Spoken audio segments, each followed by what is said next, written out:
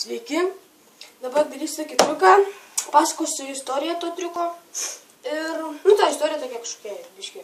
Dabar mums reikės 4 tūzų, 4 damų, 4 bernelių, 10 kokį nori, daug nutenčia, kokį nori. Toliau 4 karalių. Dabar tos karalius, padėdami šoną, to karalius ir tūzus. Per vidurinę bus šita ir pradėti pasakoti istoriją. Čia bus tokia bobutė, kažkokia senelė, kuri uždarė vieną kambarį, 2 bernelius ir į kitą kambarį 2 bernelius. Tada uždarė į vieną kambarį 2 damas ir dar 2 damas. Tada prie kiekvieno kambario pastatė po sargybinį karalių.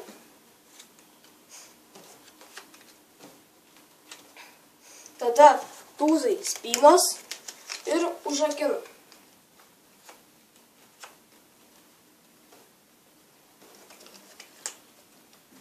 Kai bobutė nuėjo miegoti,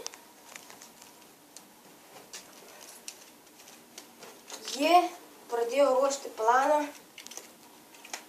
tokį, kaip išsigelbėti.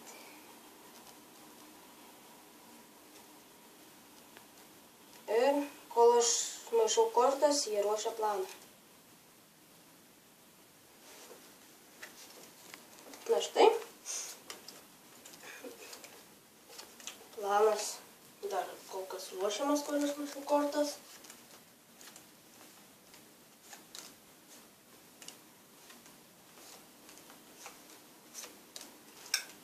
Bobutė atsikėlė, pamatė, kad karaliai 4 geria alų,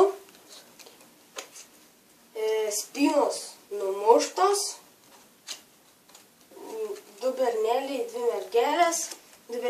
mergelės, pabėgo iš kalėjimo nusipirkti kebabą. Kai sulauksiu 30 subscriberių, paaiškinsiu istoriją. Kaip padaryti. Viso gero.